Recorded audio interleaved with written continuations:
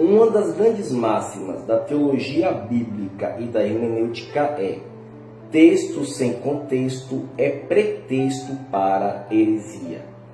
E exatamente vivemos em um tempo onde as pessoas tiram não só texto de contexto, como isolam palavras a fim de defender uma ideia, uma tese ou uma prática vivenciada.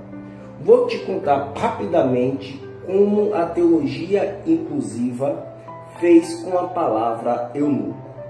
Veja só, a palavra eunuco significa homem castrado. Era uma prática onde os reis, onde os senhores antigamente, para não ter traição dentro da sua casa, pegavam os servos mais próximos e castravam esses homens. A esses homens castrados eram chamados de eunuco. Então, eunuco é homem castrado.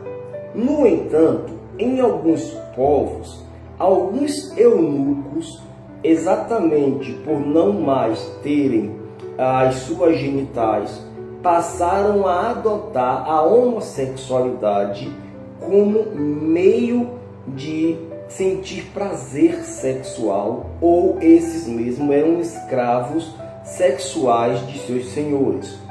Nesse sentido, o que foi que a teologia inclusiva fez? Ela tirou o sentido primário da palavra eunuco e colocou o sentido secundário, a fim de defender que no texto aonde aparece a palavra eunuco estaria se referindo à homossexualidade.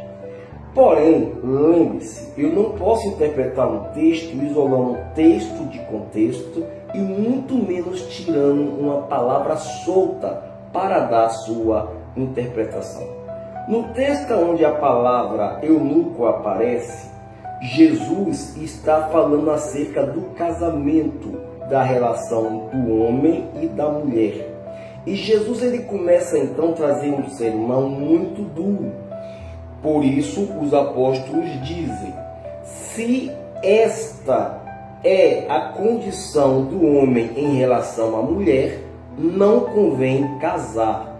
Jesus, ao ouvir esse questionamento, ele então afirma: porque há eunucos que nasceram, há eunucos que foram feitos e há eunucos que a si mesmo fizeram por causa do reino dos céus.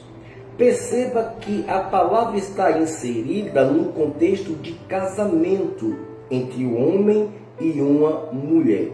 Ou seja, nada mais Jesus está falando, além de que ele está dizendo que existem homens que nasceram sem prática sexual, sem desejo sexual, sem libido sexual. Outros foram feitos, outros foram castrados por causa da prática pagã da época, a prática romana e gentílica da época. E outros foram feitos não, outros a si mesmos se fizeram por causa do reino de Deus. Falando do celibatismo.